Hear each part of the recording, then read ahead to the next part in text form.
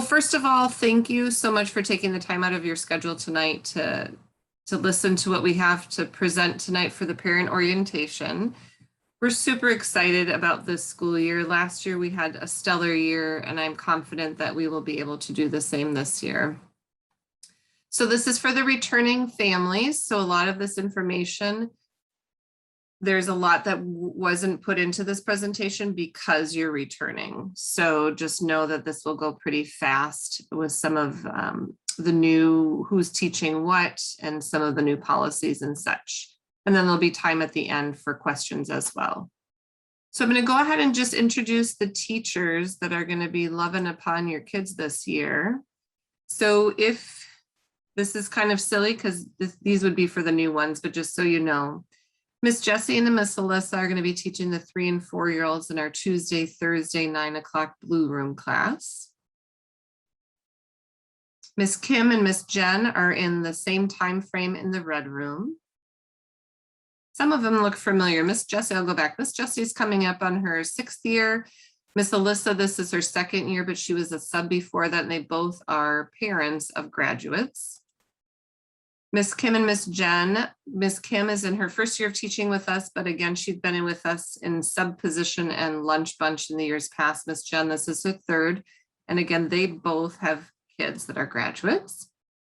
These names are flip-flopped, but for those that are going to be in the Monday, Wednesday, Friday, 9 a.m. Red Room, this one here is Miss Emily, and then this is Miss Kay. Miss Emily is coming, I think, on her 5th or 6th year as well. Miss Kay, this is her 23rd year. She is a mom to a graduate who's now in medical school, and he was part of the very first graduating class of Shepherd's Flock. And these two have been teaching together the whole duration of when Emily's been here. They've been partners. So they're like a well-oiled machine. These two as well. So Monday, Wednesday, Friday, 9 a.m. in the Blue Room, Miss Amy and Miss Kelly. Miss Amy's coming up on her 6th year. Miss Kelly is her 16th year. And they've had kids go through the program as well. And they are going to be teaching Monday, Wednesday, Friday, 9. And then, they will also be teaching Monday, Wednesday, Friday, the 12:30 class in the Blue Room. And then lastly, we have Miss Kay, Miss Emily, and then Miss Jessie will be on Thursday rotation for Fab 5. And then Miss Ariel is going to be the aide in that classroom. And so how the curriculum is written for that classroom is for 2 teachers plus an aide to be able to do a lot more individualized and small group work for Fab 5. So the masking policy that's been put in place this week, this helps kind of reiterate what was put into the letter that Pastor Dan sent out earlier this afternoon that hopefully everyone had a chance to read and look at. So masks should be worn indoors by all people at this point, regardless of vaccination status. So with that being said, it opens up a little bit more for us this year than it did last year. Last year, we didn't have anyone in the building except the littles. This year, since we are doing a masking policy at this point for everyone, we would be able to have you for the back to school night be in the building with us and do more celebration that way. Halloween party, Christmas programs, all of those things we did differently last year. This year, I'm hoping to do it how it used to be done, and knowing that we would be able to do it safely, that excites me that we can change some of those things back. We don't need to be wearing masks outdoors, children included. So if you came to the park play dates this week, we took those masks off and we were outside enjoying it. So given that the weather should cooperate for the first few months, we would be able to be outside more with your children and bring some of that curriculum planning outdoors. We've got that great courtyard. We've got the tree stump area, the playground, the bridge, the gazebo, the nature path. There's so many areas that we can utilize, and that's our plan. Even in the winter, we'll be out there probably a little bit longer just to have that time with no masks on. They're not going to be wearing their masks while they're eating, obviously, and things like that. So that gets us to that last point where during snack time, they'll be going out to the hall and hanging up their masks on their hooks where their backpacks or jackets go, washing hands, And then we'll be spreading them out a little bit more during that snack time and socializing time. And then they'll wash hands and put those masks back on. So here's just a list of some of them that I found were the top rated masks for little people. And hopefully you have some that work well for them as well as fit well for them. So this is just an idea for that. One of the things that we ask is maybe just pack in the backpack, which I'll get to a little bit later, of the extra clothing that you'll pack for them. Maybe have a mask or two extra in there in case it does get wet or dirty and we can change it out. So these are just some of the recommended ones. For school dress, dress for play, dress to get dirty. We do, it's fun. We also ask that you have the kids have closed toes shoes for those little toesies. And so with that, the best thing is the tennis shoes, but you could certainly have Crocs. I know that's asked, or closed toes kind of sandals. Just make sure they fit well and they don't slide off. The one thing that they have to have, regardless of what kind of closed-toed shoes, is that they have to have socks on. So please make sure that they wear socks to school.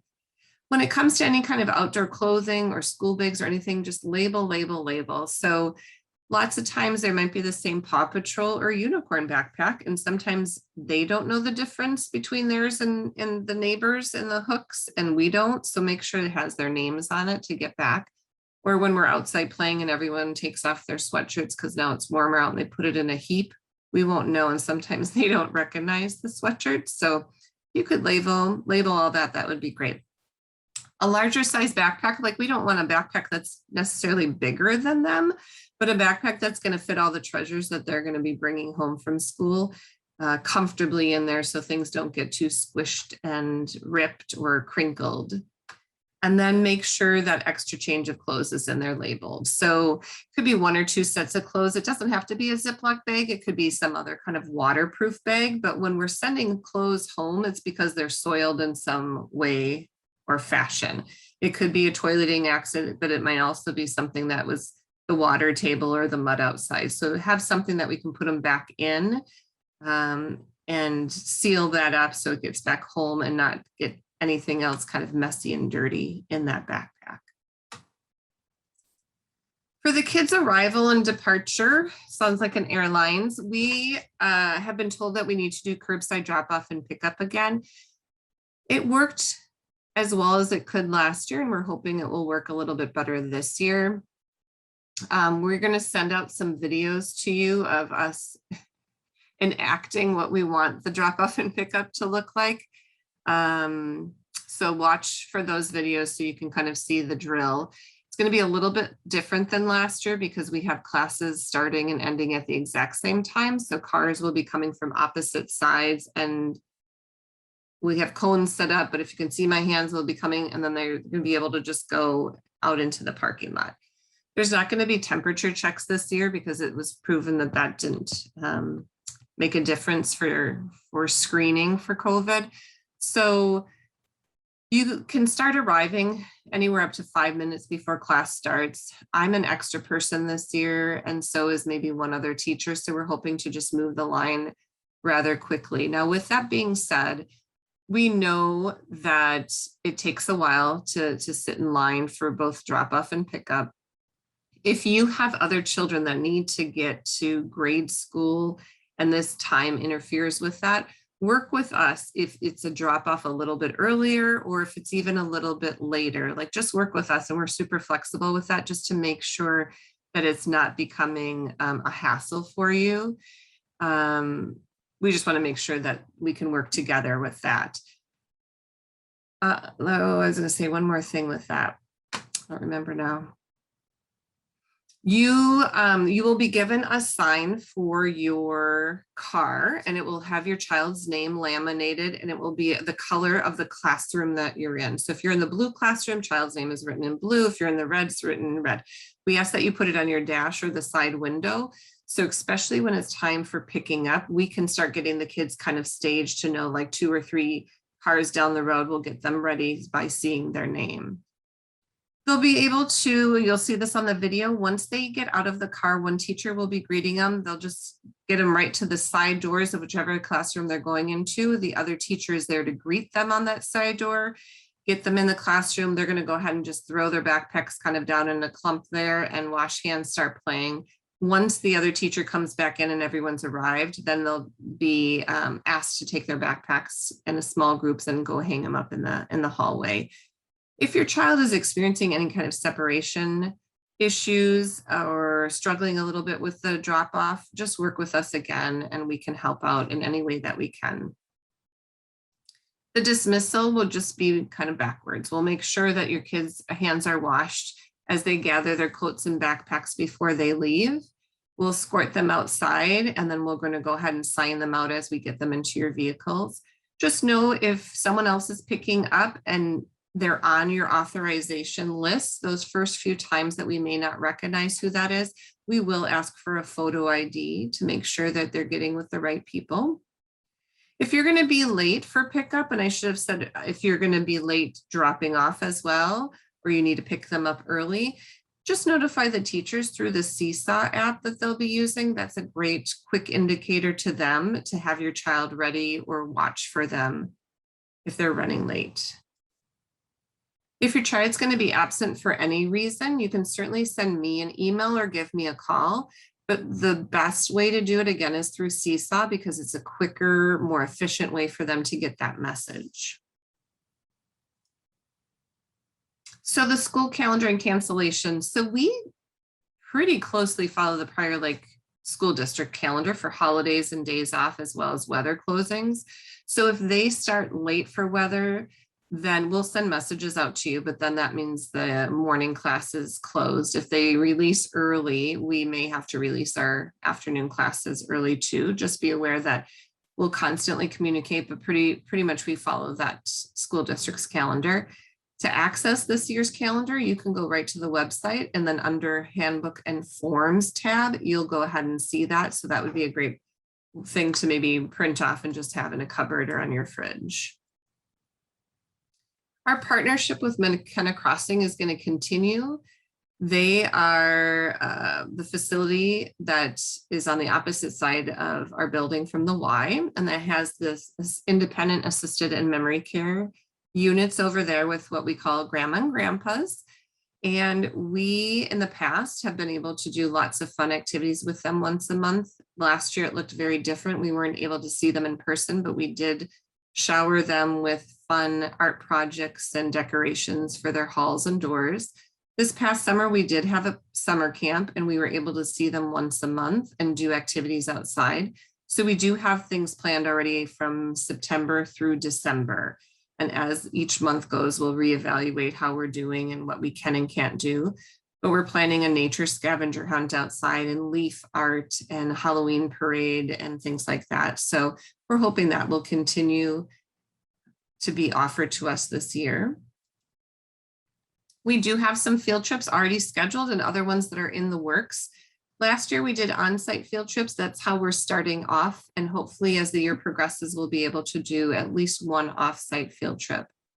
As it stands right now, we have Three Rivers District naturalists from Richardson Nature Center coming to us again in October to do some outdoor programming. We did that last year. It worked really well, and we might as well utilize our area around our campus. So that will be in October. We also had a magician last year and the kids loved him. And so he's coming back in January for Spirit Week. High Touch, High Tech Science. They're coming back with a Asteroid Adam is his science name. And he'll be back in March to do some science shows with the kids. And then this is new to us, Peace Bunny Island. Maybe some of you know about this, but if not, that's something maybe you can research a little bit. But they are they literally have a little island that they're doing bunny training for comfort animals, and they come to McKenna once a week. So we're hoping to partner with them a couple of the Tuesday mornings that they come for those kids that are coming Tuesdays.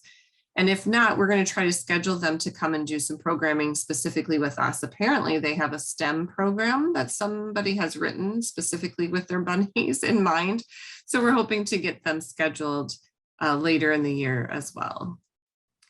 Tuition, there's a lot on this page. What you need to know is that the tuition is due the first of each month, which was yesterday. The month of September, we have a little wiggle room just because it is an unconventional month of not starting now for a couple weeks. And we'll work with you for this month, but going forward, the tuition is due the first of the month. You have till the 10th of the month to pay. And after the 10th, we do charge a $20 late fee. We do ask that you give us a 1 month paid notice if you're withdrawing your child for whatever reason. And then if we as a preschool need to initiate a close, if it's COVID, if it's a gas leak, a water main break, whatever it would be, the days that your child is scheduled to be at school and we have initiated that close, we are not charging you for that particular class. And so we work with the finance department and we will prorate what it is that you would be refunded back for those days tuition. Hopefully that makes sense. There are 3 ways to pay. You can certainly still pay with a check payable to Shepherd of the Lake Lutheran Church, and you can hand those off to the teacher or myself, and that gets over to the church. You can go online under our website with the preschool tuition and you can set up, you can do it manually every month, or you can also set up auto pay and dictate what day you want that to be taken out. And then I also have the ability to take payments right at your window of your door or your window of your car.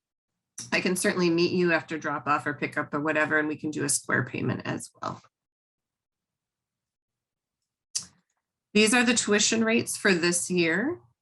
We did go up in tuition $10 per class from last year. It hadn't been tuition raised for a couple years, so we did adjust that. There's an annual fee that's due this month as well. It's $100 total, so the breakdown of it is $40 goes to snack fund, $50 goes to the field trip fund, and $10 to school t-shirt. I know some of you do have t-shirts from last year, and some of you wanted new sizes. Just know that that's built into our annual fee. Parent communication, hopefully all of you have gotten the September newsletter, monthly calendar, and the snack calendar that I sent out, I believe, Sunday evening. I sent it out just through email this month, but now going forward for the months of October through the end of the year, you'll get it both through Seesaw and through email, just so you have everything that you need for that month. We also have a Facebook page, so if you haven't gone on Facebook or looked it up, or you don't have to, but it's kind of a fun little place that we have lots of fun news or different things that we may suggest in the community. Check that out. And then again, that Seesaw app, hopefully you've gotten connected to that. Miss Jessie, one of our teachers, helps with that, and she has sent, I think, the initial messages out to all of you to be able to connect to that. So that's where you're going to get your daily communication and all these fun pictures of your kiddos during the week, as well as kind of a recap of what they're doing in class. And then every Sunday, I do send a peek of the week that gives you an idea of what's happening for that week coming. So it might be a reminder about chapel and wear your school t-shirt on Wednesday. It might be about the field trip, school pictures, whatever it would be. So look for those on Sunday evening as well. We do have some volunteer opportunities like we've had in the past. I didn't put another one on there that I'll add, but the Parent Advisory Committee, or also known as PAC, meets 3 to 4 times a year, and they meet with me, and it's made up of caregivers or parents. And what you help me with is just kind of, are we pleased with where things are at with the programming? What do we want to add for any community outreach, fundraising, those kinds of decisions? You help with the party planning if we want to do that, Teacher Appreciation Week. Let's see some of the other things, maybe the meals for conferences for the teachers and things like that. Then we also have a prayer team. We also have a chance for you to volunteer in the classrooms this year. We weren't able to do that at all last year, so I'm super excited to be able to offer that again, knowing that we are mass, that you'd be able to sign up and help your teachers. It could be that maybe it's Community Helper Week and you have a specific profession or hobby or things that you want to share with the kids. It could be that you just want to come in for that particular day and you're helping with stations or snack or an art project, whatever it would be. So I'm really excited to be able to offer that again. We do have an open door policy, so we do invite you now to be a part of our classes. Health and safety guidelines for keeping home. The handbook, the parent handbook was all ready to go. We just needed to change things a little bit from this week's decisions. So those will be copied and ready for you next week, either at the Meet the Teacher days or for sure the Hello days. So you'll have a hard copy of the parent handbook as well as it will be uploaded to the website. It has all the guidelines for keeping children home, kind of the exclusions for sicknesses. Or exclusions from school because of the sicknesses. So we would love to have you err on the side of caution like we did last year, and it kept us quite safe. And so my standard is if your child will not be able to participate in the scheduled activities with the energy and excitement that they usually do, they're probably not feeling very well, and to keep them home. We're a peanut, I should say, nut-free facility. And so if your child does have an allergy, we'll mark all of that down with the paperwork that we need to have, but just know that all the snacks that we have chosen, there wouldn't be an issue whatsoever with them having them. Parking lot safety, again, we're going to have those videos of how that parking lot's going to go for drop off and pickup. Again, we're doing our best to make it go faster this year. Again, I'll just reiterate, work with us if that becomes an issue and we can make some accommodations for you. Fire drills and tornado drills. Fire drills happen every month they're in school, so we'll practice that at different times. We don't sound the alarms, we just make the sounds so the kids know. And then we practice where would we go depending on where we are in the building. And then tornado drills happen September, April, and May, and they are taught where we need to go for safety and all of that. Site relocation, this will also be in the handbook. We do have a site across on the west side of our campus toward McKenna Street. We would cross over and go to a place called the Links. And that's in case we would need to evacuate the building for whatever reason. We would go there, we have policies in place, and then how would we connect with you and communicate where we are. The preschool door is always locked during school hours. So the code is 2122 pound, and that's the school year, right? So 2021. So 2122 pounds. So that door is always locked. So if you're coming to volunteer, helping with other things, that's how you can get in. And then the doors going to the hallway for the 2 classrooms for the red and blue room will always be locked as well. There is a doorbell there for you to ring if you're coming again to help, coming late, early for pickup, whatever it is, then we would be able to see you on our monitor and let you in safely that way, but that door remains locked as well. Behavior guidance, we're always using positive reinforcement, modeling for the kids, redirection, all of those kinds of things as our first stop for working with behaviors. We want them to be successful, obviously, and so that's where we start. We don't do timeouts. We have breaks. We sometimes, Miss Ann needs breaks too, and so we do a lot of like arms up to take a deep breath and make it rain. We smell a flower, blow out a candle. We're doing all that modeling. So we want them to self-regulate while they're there at class. We do create calming spaces in the classroom. Most often it's over in the library area with bean bags or a weighted snake, I think is in the red room, things like that. We have bought some new little manipulatives for the kids too to help with calming. And it usually works and we can get them back on track. If there is some times where we have some unacceptable behavior that's happening more often, that's where we get to partner with you and set up some meetings or even through Seesaw or phone calls just to say, here's what we're seeing. What can we work on together to get them back on track and be most successful in the class? So, oh, my dog, sorry. So there are special days. I think I kind of joked on the other orientations, like every day is special at Shepherd's Flock, but these are the extra special days. There's something called Precious. Now in the past, if you've been with us, other than last year, it was a black gorilla. And when we changed our logo, Precious became a white lamb to align with our logo in Shepherd's Flock. So there's a white lamb and a backpack that every student for 1 week out of the year gets a chance to have Precious go home with them, and a book and a 3-ring binder to chronicle their time with Precious. So that will stay the same.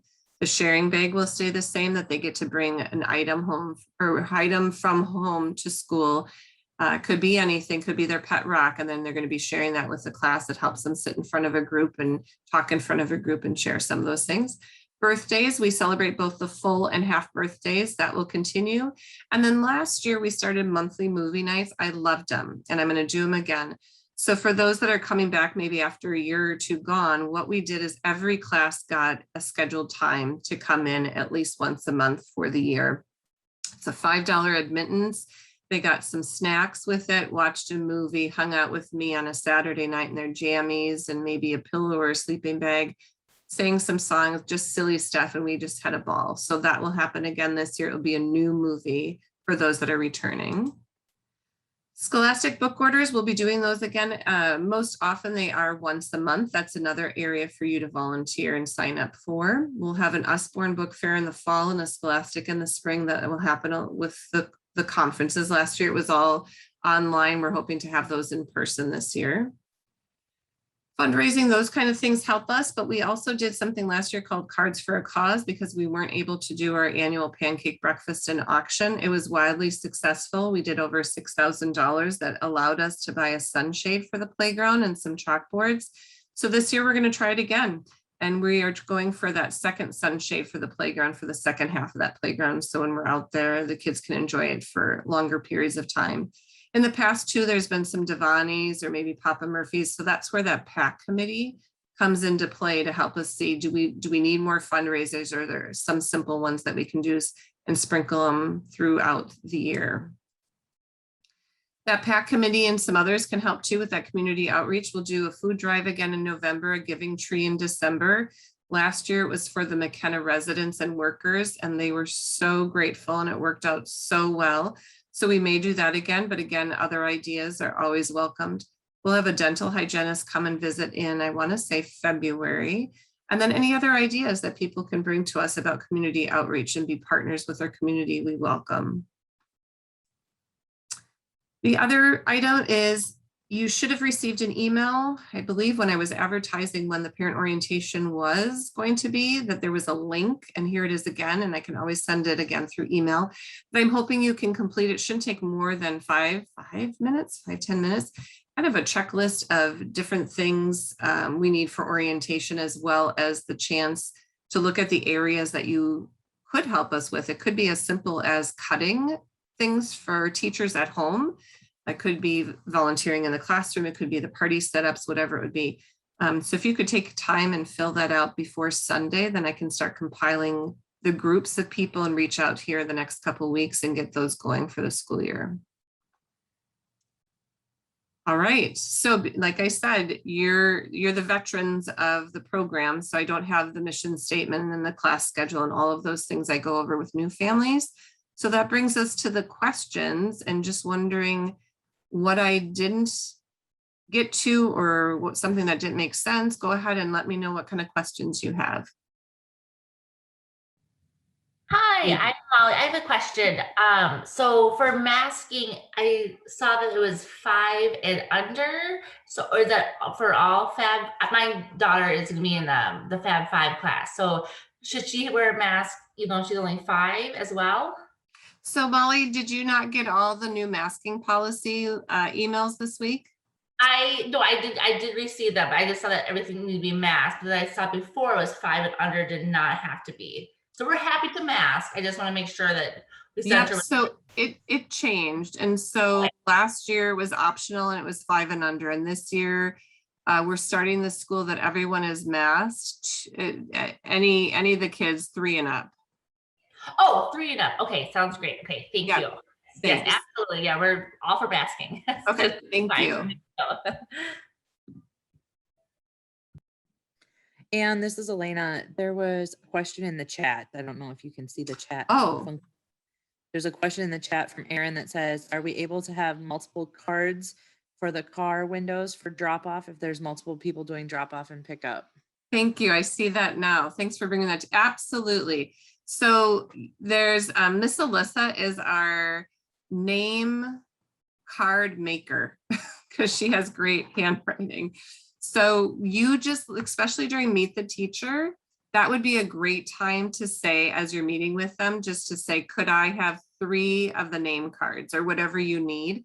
They will take care of that. They'll make a note of that. They'll get it to Miss Alyssa and we can get those made and laminated for you.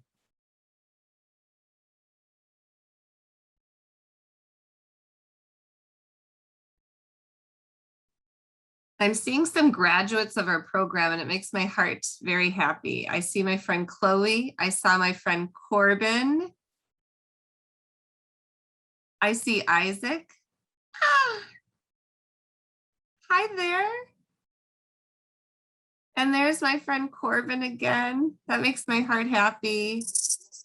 Hi, Anne, can you hear me? This is Hi, Melissa. Melissa. Yes. I have a quick question for you on tuition. Is the first one due September 1st? I feel like in the past it was October 1st. Yeah. So it's changed this year. So we Okay. changed it last year too, actually. So, Oh, did well, no, it wasn't. It Oops. wasn't. We changed it this year. Usually it is when you registered, you Yeah. paid the registration fee as Yeah. well as the first month tuition. Okay. Last year, we had to refund so many people during the summer because of COVID withdrawals. We said we're not doing that again. So it was only registration fee that you've paid. Therefore, the annual fee and first month's tuition is this September. Got it. Does that make sense? I think so. Okay. And quick question, you'd said that there's an annual, the $100 annual fee for $40 snack, $50 field trip, and the $10 shirt. If we don't need a shirt, is it $90 for us? Do we indicate that somewhere? Oh, it's still 100. We just decided because that $10, then if you didn't need a shirt, will be rolled into like the snack or the field trip fee. Okay. Yeah, sorry. Hi, Anne. Molly again, just on the top of the $100 fee for the teacher especially. Is there a spot where you can say what size we want for the kids, or I might have missed that already? So Nope, you've already done it because when you registered way back to hold the spots, there was a spot on there to indicate the size. So I have that on a spreadsheet and we have t-shirts already labeled and ready for pickup next week. Oh, that is just perfect. Look at me. Great, thank you. You don't even know you did it. Exactly. Thank you so much. Yeah. Well, if there are questions that come up, for sure, just reach out to me or the specific teachers. Know that the classrooms are ready. We've got cubbies marked and job sticks ready. And we're just so excited to have you kids back and fill the halls and classroom with energy. And we appreciate, again, your time for tonight. And I just saw somebody else, since the school year doesn't start until the month is half over.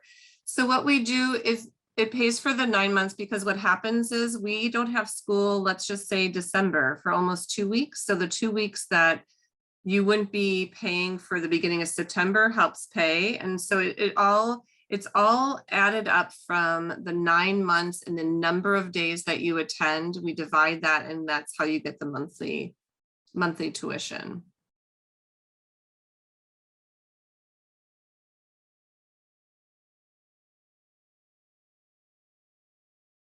So another question says, let's see, process will be with any COVID positive children. We're following the same policies and procedures that we did last year. The COVID preparedness plan just got finalized as well. There's going to be a copy that's going to be handed to you all next week. The parent handbook will be handed to you. The COVID preparedness plan, but both of those things should be uploaded within the next day onto the website as well. So the policies will still stand as the decision tree that we followed last year. If there is a positive family member, and even your child, let's say the preschooler is not positive, we ask that that child quarantines with your family. If the preschooler ends up being positive, as soon as you know, let us know. And then there's some protocol I have to go through to then call it into the Minnesota Department of Health. Then they dictate what I need to do for notification as well as quarantine. And then I don't know if you saw it or heard in the tuition part, but if we have to close your class because, and we did that just twice last year, if we have to close the class for a positive, you are not going to be charged tuition for those days that your child needs to be absent from school with the class. Does that make sense? I can't see now who asked that question. Haley, does that make sense? We'll follow that same protocol. Okay, perfect. Oh, Darren, thank you. And the Bloom family. Fun to see you all. Aaron, the videos. So Miss Jessie, we just did our taping of them yesterday. So Miss Jessie was just doing what she needed to do for editing. She should get them to me. I'm hoping to be able to send those out tomorrow.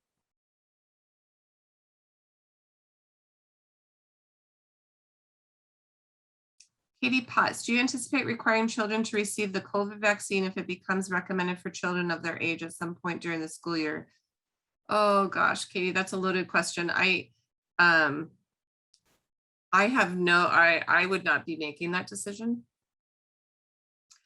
Hello, Elon. That would not be a decision I would make. That is a great question. I know that Pastor Dan and his letter that he sent out has his information, like his email on the bottom there. I would absolutely say send that question to him.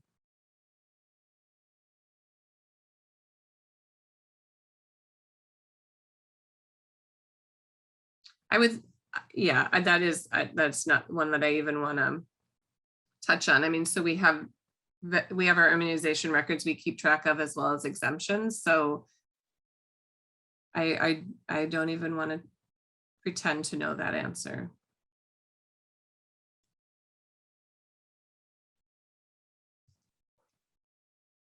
One of the other questions that came up in another group was the seesaw.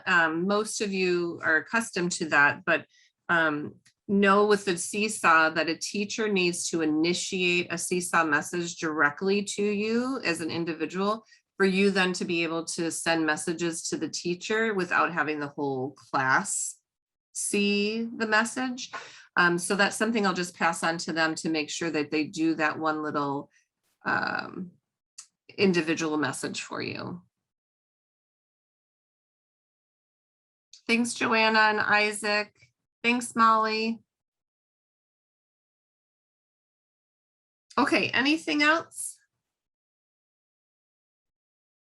Okay, thanks again so much. Let me know if anything comes up. We're so looking forward to seeing you next week. Have a safe and fun holiday weekend. And we will be ready for you. The photo booth and everything is ready for you for next week. So enjoy the rest of your evening. Thank you. Thank you. See you soon.